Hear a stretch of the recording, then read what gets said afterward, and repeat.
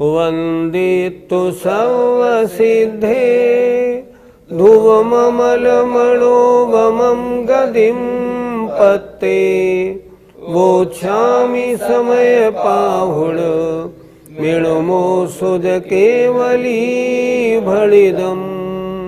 पंच परमेष्टि भगवान की जय। शिष्य ने पूछा, भगवान जब कभी कष्ट उपसर्ग आएंगे ज्ञानी पे तो क्या वो अपने ज्ञान स्वभाव से हटेगा नहीं? आचार्य कुंद कुंद महाराज ने 2 गाथाएं लिखी। आज अपने को 2 गाथा करनी है, 191 और 192। आइए उच्चारण। जह कणयमग्गितव्यम्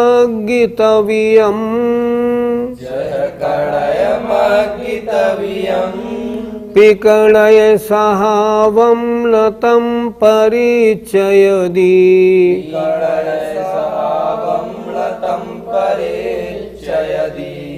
तह कं मोदयत विदो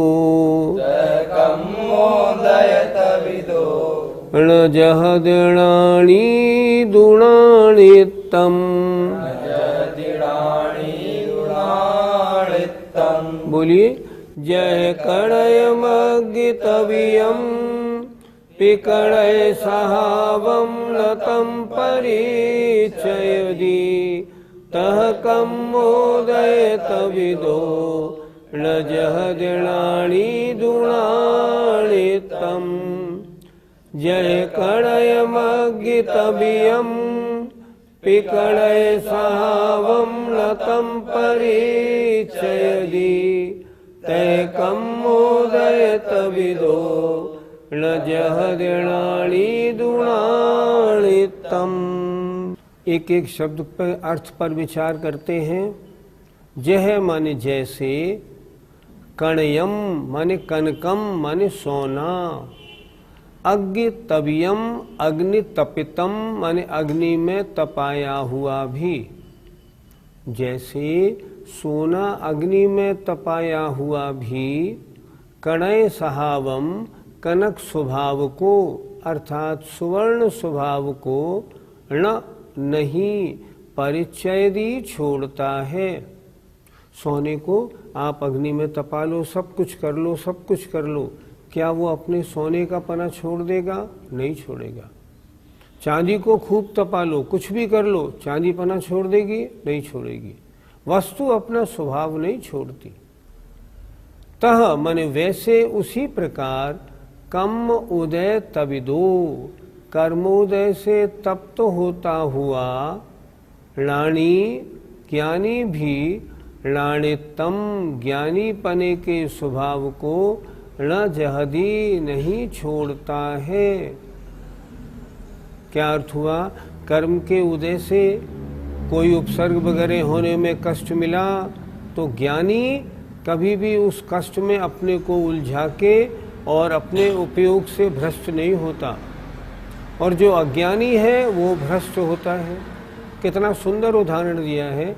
सोने को कितना ही तपा लो, कितना ही अग्नि में डाल दो, लेकिन वह सोना तो सोने पनाई का त्याग नहीं करता। उसी तरह जो ज्ञानी है कर्मोदय से तप्त होने पर भी क्या करता है? ज्ञानी पने के स्वभाव को नहीं छोड़ता। फिर देखें एक बार। जह माने जैसे, कणयम माने सोना, अग्गितव्यम अग्नि में तपाया हुआ भी, कणय सहावम सुवर्ण स्वभाव को न परिचयदी नहीं छोड़ता है। तह माने वैसे ही कम्बोदय तविदो कर्मोदय से तप्त होता हुआ रानी ज्ञानी भी लालित्यम ज्ञानी पने के स्वभाव को न जहदी नहीं छोड़ता है। अर्थ देखें, जैसे अग्नि में तपाया हुआ सोना अपने सुवर्ण स्वभाव को नहीं छोड़ता, इसी प्रकार तीव्र परिचय उपसर्ग रूप कर्मों से तप्त होता हुआ ज्ञानी भी अपने ज्ञानीपने के स्वभाव को नहीं छोड़ता है। पंडित जी, फिर सोना तपाने पर लाल क्यों हो जाता है? लाल होने रूप अवस्था तो ऊपर ऊपर की है, उसको ऊपर से थोड़ा साफ किया, पीलापन फिर स्पष्ट हो गया। अच्छा, और देखो, सोना कैसा होता है? पीला होता है, भारी होता है, चिकना होता है। अब चाहे उसको कितना तपा लो, तपाने के बाद आपने उसको साफ किया, ऊपर से का साफ होते ही लालपना गया, पीलापना आ गया। चिकनापना अभी भी मौजूद है, भारीपना अभी भी मौजूद है। तो सोने ने अपना स्वभाव छोड़ा? नहीं, कोई स्वभाव नहीं छोड़ा। बस दिखने में लगा कि ये ऊपर से अग्नि के कारण लाल हो गया है, बाकी सोना अपने स्वभाव में है। देखो, पानी है, पानी को हमने नीचे अग्नि लगा दी, पानी में उबाल आया तो पानी गर्म हो गया। आपने कहा देखो पानी ने स्वभाव छोड़ दिया। नहीं, स्वभाव नहीं छोड़ा। आप जरा अग्नि हटा लो, फिर क्या होगा उसका? पानी फिर ठंडा हो जाएगा। ये तो अग्नि के कारण हमें दिख रहा है कि उनने स्वभाव छोड़ दिया। ये तो संसार का नियम है, कोई वस्तु अपने स्वभाव को नहीं छोड़ती। कभी भी जीव अजीब नहीं बनता, अजीब जीव नहीं बन सकता। कभी भी लकड़ी सोना नहीं बन सकती, सोना लकड़ी नहीं बन सकता। वो तो जिस वस्तु का जो स्वभाव है, कोई भी वस्तु अपने स्वभाव को नहीं छोड़ती। जब कोई वस्तु अपने स्वभाव को नहीं छोड़ती तो मैं फिर अपने स्वभाव को क्यों छोड़ूं? तो मेरा स्वभाव क्या है? मेरा स्वभाव तो ज्ञाता दृष्टापना है। मेरा काम है मात्र जानना देखना। मैं मात्र जानूं देखूं, उलझूंगा तब तो राग द्वेष होंगे, जब उलझूंगा नहीं तो राग द्वेष होंगे कहां से? इस तरह जैसे तपा हुआ सोना सुवर्णपने को नहीं छोड़ता, उसी तरह कष्ट आने पर जो ज्ञानी मुनि महाराज होते हैं वो ज्ञानीपने से च्युत नहीं होते। पंडित जी, उपसर्ग होने पर क्या मुनिराज के ज्ञानीपने में कमी नहीं आती?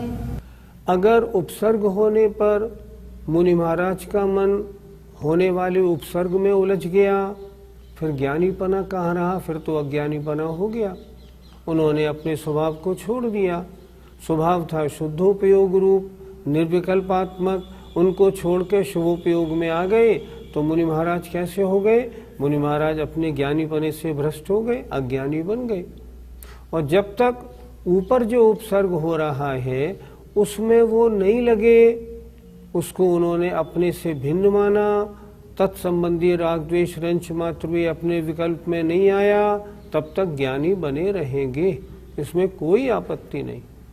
आप प्रथमान योग के ग्रंथ पढ़ते हैं, ऐसे कितने उदाहरण आपको मिलते हैं बताओ। देखो, युधिष्ठिर महाराज पर कितने उपसर्ग हुए। अगर वो उस उपसर्ग करने वाले के ऊपर नाराज हो जाते तब क्या होता? तब क्या शुद्धोपयोग बना रहता? नहीं रहता। क्या मोक्ष हो जाता? नहीं होता। वो उधर उनका जरा भी उपयोग नहीं गया, वो केवल जानने देखने वाले मात्र बने रहे, उन्होंने जरा भी राग द्वेष नहीं किया।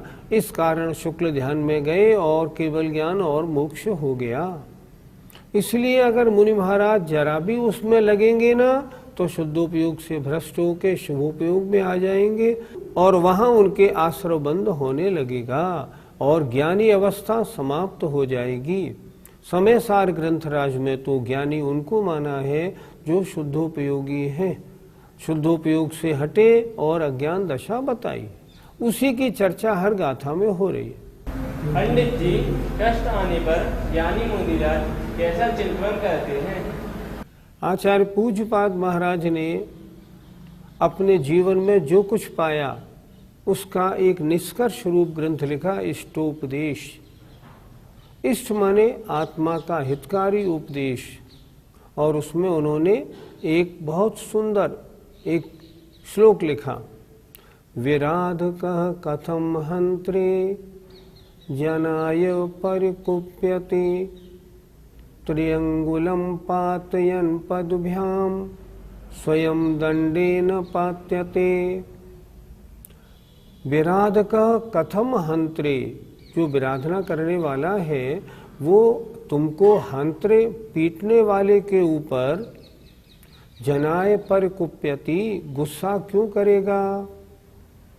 देखो, अगर मैंने किसी का कुछ नहीं बिगाड़ा तो जब मैं मुनि अवस्था में ध्यानावस्थित होऊंगा तो वह मेरे ऊपर उपसर्ग क्यों करेगा, कभी नहीं करेगा। तो उपसर्ग ये नहीं कर रहा, मैंने ही तो इनका कुछ बिगाड़ा है, उसी की वजह से ये उपसर्ग कर रहा है, अतः मैं इसके ऊपर अपनी और गुस्सा क्यों दिखाऊं, ये तो मेरी अपनी गलती तो है। ज्ञानी ऐसा मानता है, इसलिए वो रंच मात्र भी सामने वाले के ऊपर गुस्सा क्रोध नहीं करता, अपने से अलग नहीं हटता। एक बड़ा सुंदर ग्रंथ है समाधि तंत्र, उसकी एक कारिका बहुत अच्छी है। क्या कहते हैं उस कारिका में आचार्य पूज्यपाद महाराज, वो ये कहते हैं, किसी ने मुझे गाली दी, ध्यान से सुनिएगा, गाली देने वाला जो है वो तो मुझे दिख नहीं रहा, और जो मुझे दिख रहा है सामने वाला ये पुद्गल, ये गाली देता नहीं। देखो कितनी अच्छी बात लिख रहे हैं। जो गाली देने वाला है आत्मा, वो तो मुझे दिख नहीं रहा, और जो दिख रहा है ये है पुद्गल, ये पुद्गल गाली देता नहीं, क्योंकि इसमें राग द्वेष थोड़ी होते।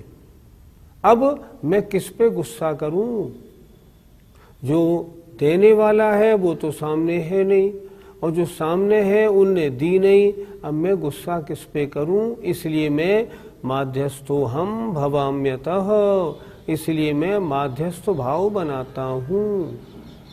इसी प्रकार जब जब महामुनिराजों के ऊपर उपसर्ग हुए, मुनिराजों की बात छोड़ दो, हम बात करें सीता जी की। जब सीता जी को रामचंद्र जी ने सेनापति के हाथ जंगल में छुड़वाया, तब सीता जी ने कितनी अच्छी बात कही।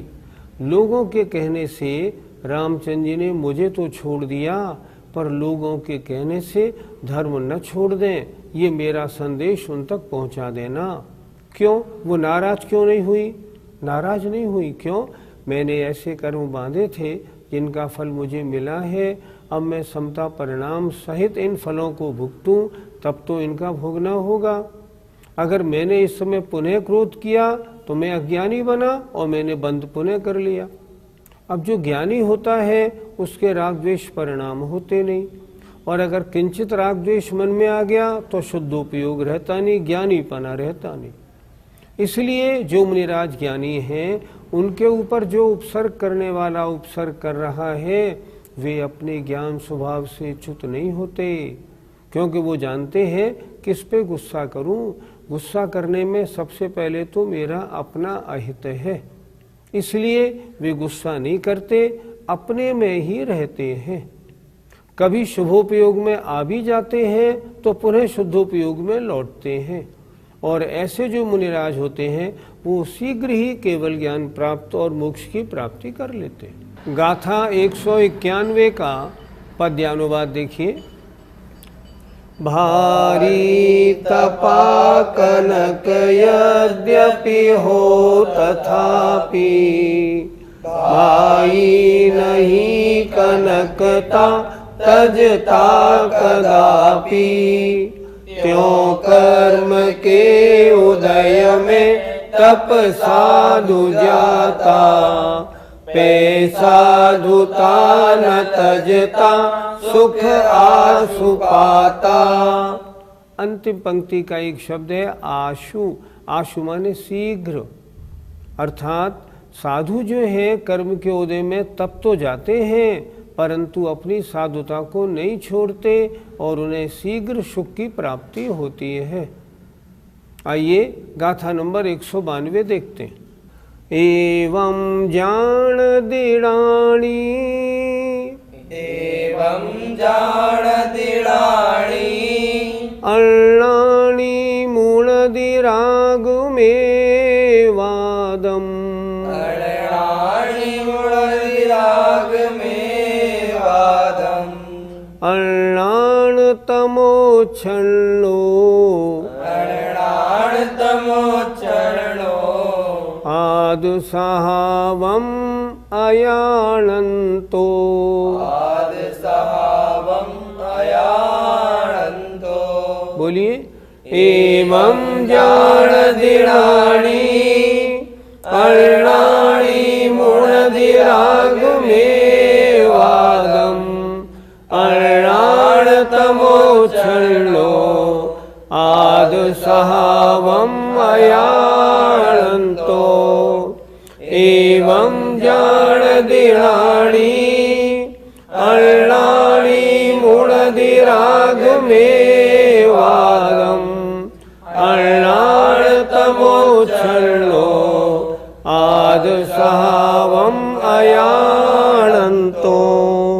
शब्दों के अर्थ पर विचार करते हैं। एवं इस प्रकार जानदि जानता है राणी माने ज्ञानी। पहली गाथा में क्या आया था? ज्ञानी कैसा जानता है? कुछ भी हो जाए अपने ज्ञान स्वभाव को नहीं छोड़ता।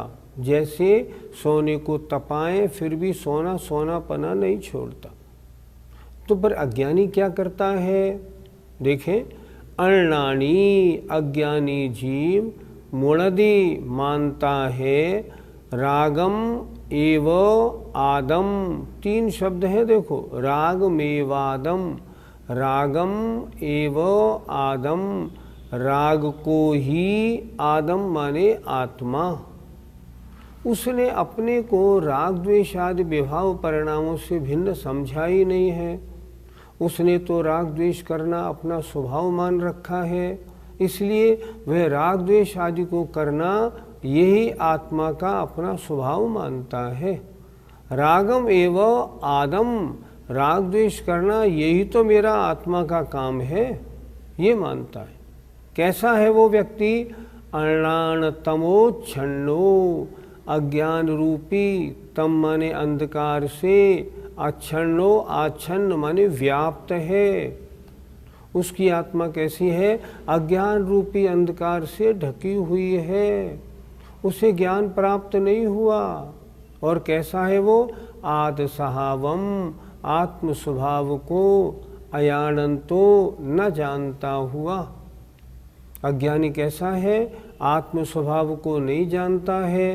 क्यों नहीं जानता? अज्ञान रूपी अंधकार से आच्छन्न ढका हुआ है, व्याप्त है। तो वो करता क्या है? गलती करता है कि वो राग द्वेष आदि को अपना स्वभाव मानता है। तुम मुझे बोलोगे गुस्सा मुझे क्यों नहीं आएगी, मैं भी इंसान हूँ इसलिए मुझे गुस्सा आती है। गलत, तुम इंसान नहीं हो, तुम अज्ञानियों में हो गए। अगर तुमने सामने वाले प्रसंग के अनुसार अपना ज्ञानीपना छोड़ दिया तो। एक बार फिर देखें, इस प्रकार राणी जानदि, ज्ञानी जानता है। क्या जानता है? जैसे सोना अपना स्वभाव नहीं छोड़ता, तो वो भी किसी भी प्रसंग आने पर शुद्धोपयोग से च्युत नहीं होता। लेकिन अर्णाणी जो अज्ञानी है वो रागम एव आदम मुणदि, राग को ही आत्मा मानता है। क्योंकि अर्णाण तमोच्छन्नो, अज्ञान रूपी अंधकार से आच्छन्न है। आद सहावम, आत्म स्वभाव को अयानंतो नहीं जान रहा है। इस कारण, अज्ञानी होने के कारण वो राग को अपना स्वभाव मानता है, और ज्ञानी राग को पर मानकर उस राग द्वेष से बिल्कुल दूर रहता हुआ अपने में लीन रहता है।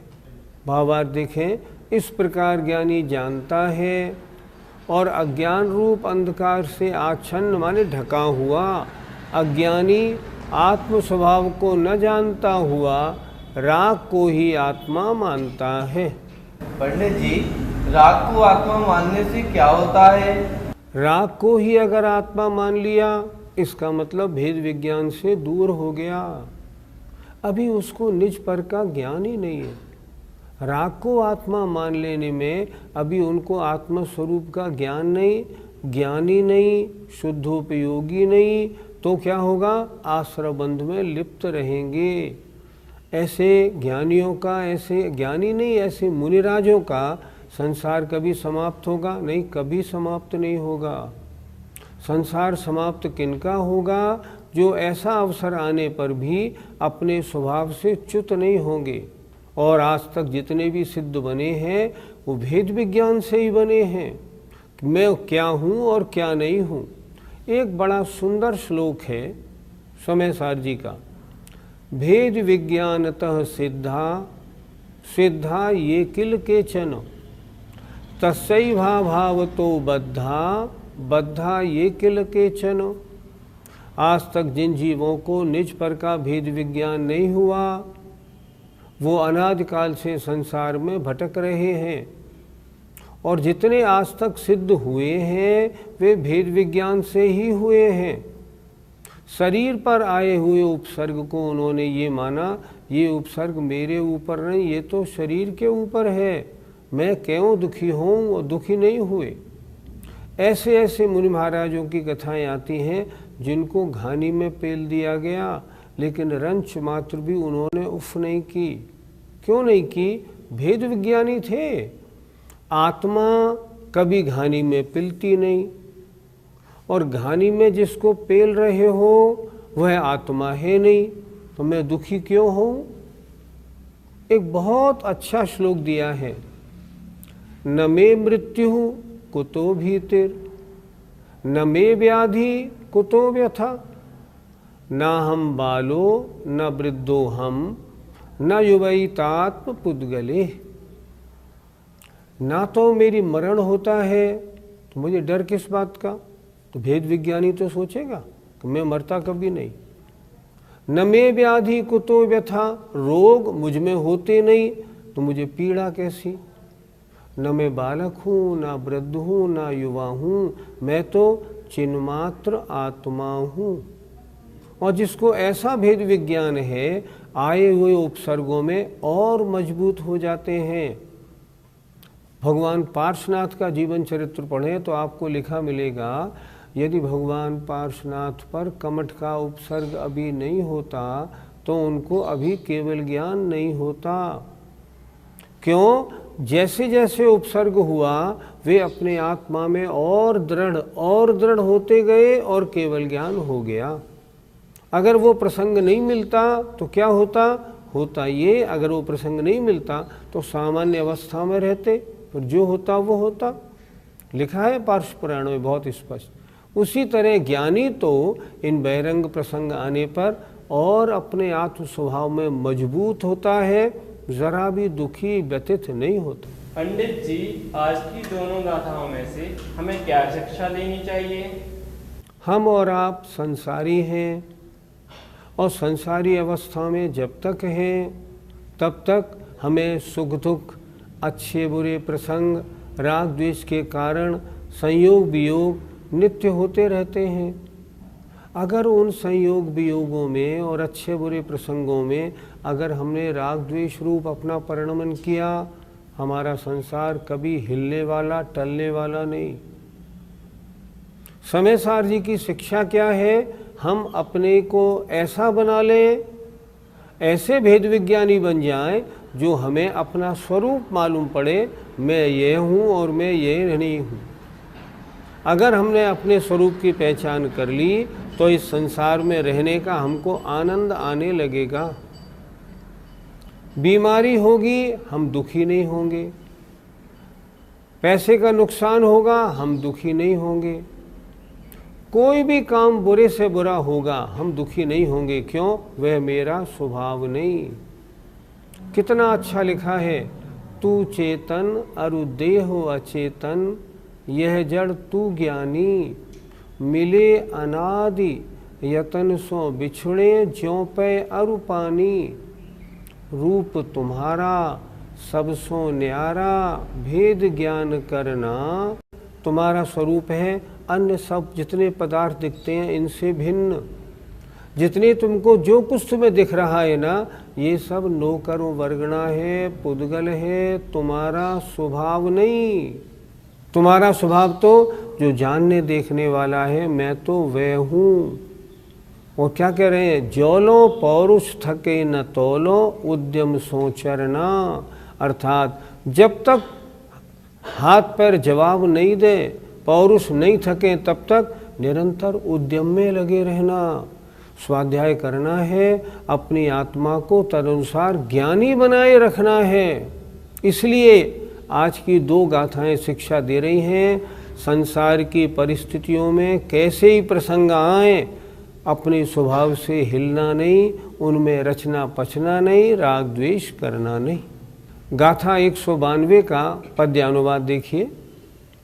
ज्ञानी सहर्ष सुच जीवन नित्य जीता, शुद्धोपयोग पय को भर पेट पीता, रागी सराग निज को लखता रहेगा, अज्ञान रूप तम में भटका फिरेगा। अर्थ देखें कितना अच्छा लिखा। ज्ञानी तो सहर्ष अपने पवित्र जीवन रूप हमेशा जीता है, हमेशा, और शुद्धोपयोग रूपी पेय माने दूध को खूब पीता है, उसका आनंद लेता है।